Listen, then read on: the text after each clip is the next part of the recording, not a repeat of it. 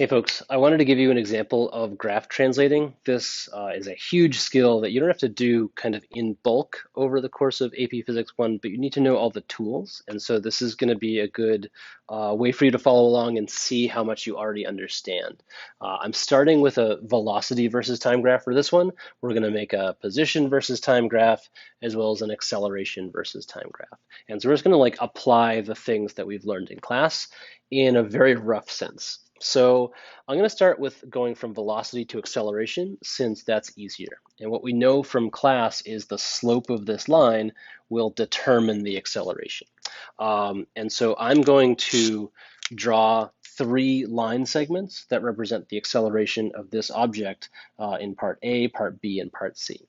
So the things I want to notice are just strictly the slope. So the slope is 0 for this first line. And so for part A of the graph, this would be the acceleration during part A. So a flat line on a velocity graph means you're traveling at constant velocity. Doesn't matter what direction, but constant velocity means acceleration is 0.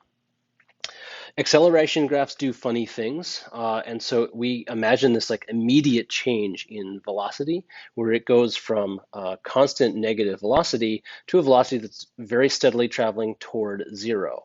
So this is a graph that represents right now an object that is slowing down. Again, the slope is the only thing that matters mathematically, and so I recognize that this has a positive slope. So we make like a little kind of hiccup. These things don't happen in graphs in reality, but segment B is going to have a slightly positive velocity or slightly positive acceleration because that's a positive slope there. The last piece of the puzzle is this is really one big straight line. So for parts B and C, the acceleration continues exactly as it was. So the acceleration versus time graph would look like this for this velocity graph. The things to keep in mind is this doesn't tell a very complete story. It says it was moving at constant speed or at rest, and then it had positive acceleration, and it never tells you what direction the object was moving in.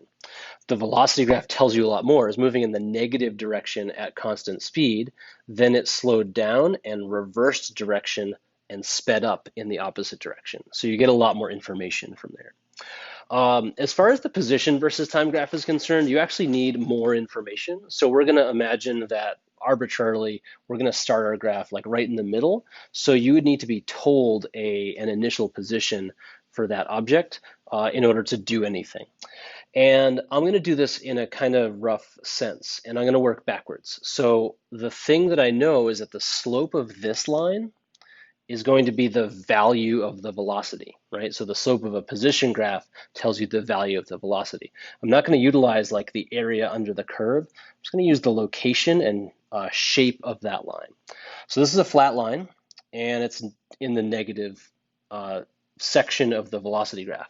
So that means this line is going to have a negative slope, and because it's a constant velocity, that negative slope is going to have to just continue at a constant slope. So I'm going to say part A is going to look like this. And if I had to do the math, I would find the area under the graph, this rectangle, and I would subtract whatever I got from the initial position, and that would tell me where this dot went.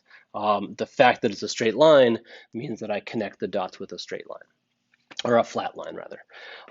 For part B, it's a little bit more complex, and so now we have to kind of use our imagination. This line is a constantly updating value of the slope of the position graph. So for section B, we start with a negative slope and we trend toward a slope of 0. So whenever your velocity graph is diagonal, you have to curve your position graph. And so the way that works out is, again, we start with a negative slope and we end part B with a slope of 0. So what happens in part B is the line flattens out. So this line curves, and ideally by the time you get here, this line is now flat. If I drew a tangent line, it should be a horizontal line. Okay, part C is up next, and I kind of ignore, I I can use this as context, but I wanna look at this line as its own thing. This starts at a velocity of 0 and becomes more positive as it goes. So my slope of my position graph needs to start at 0 and increase from there. And so it's another curve. It just happens to curve up this time. I can't really be sure of where that ends because I don't know if these two lines start and end at the same height or depth away from the axis, but I can get a general shape of straight line and then it curves up for the rest of the segments. So this is constant acceleration on a velocity graph, and this is actually constant acceleration on a position graph. And so there's one look at translating between graphs.